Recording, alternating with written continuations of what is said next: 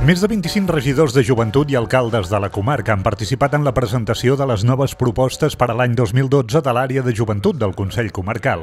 El conseller Pere Giró ha detallat projectes que s'estan realitzant amb èxit com Ocupal i que s'ampliaran aquest 2012.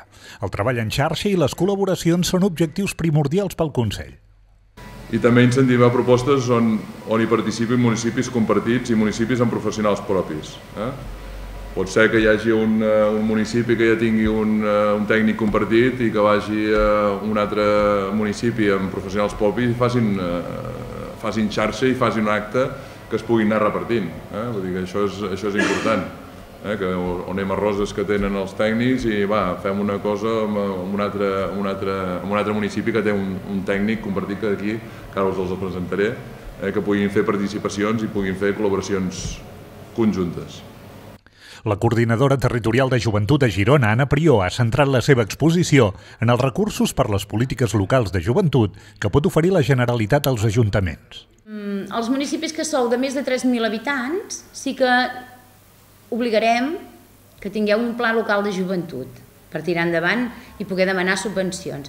Els que no arribeu a 3.000 habitants, si ja en teníeu abans, sí que recomanem que se segueixi tenint un pla local de joventut perquè, a veure, al cap i a la fi és revisar, no és començar una cosa de zero, és revisar-ho, allò que m'està bé ho segueixo fent, allò que no m'ha agradat fora i si se m'ocorreix alguna cosa millor li afegeixo. I llavors ja és una feina i ja és una manera d'anar fent que ja va rodada, d'acord? Però no és obligatori, és a dir, aquell municipi petit que digui, com dèiem ara, no, jo no tinc un pla local i no em passaré tantes hores muntant un pla local de joventut, veient com tinc els joves i fent un estudi, fent una proposta i a llarg termini, que duri 4 anys, no, jo no m'hi veig en cor, cap problema.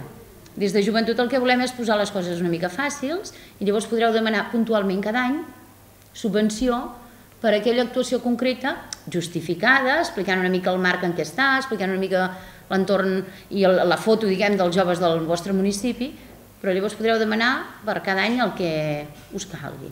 Qui tingui pla local de joventut jugarà més, això també s'ha de dir. Però vaja, intentarem que tothom hi pugui arribar. Anna Prió ha recordat que la Generalitat ofereix diferents línies de subvenció a les entitats. La coordinadora també s'ha referit al suport en formació i assessorament que es pot oferir als ajuntaments. Assessorament, sobretot en planificació estratègica, és a dir, ajudar els vostres tècnics i tècniques a tirar endavant aquests plans locals de joventut, aquests plans d'actuacions, aquests plans comarcals, una mica tot això. I la tercera és el suport. Suport de diàleg entre administració i gent jove, és dir, tothom qui vulgui crear o començar o continuar en processos participatius en el seu municipi, també us podem donar un cop de mà.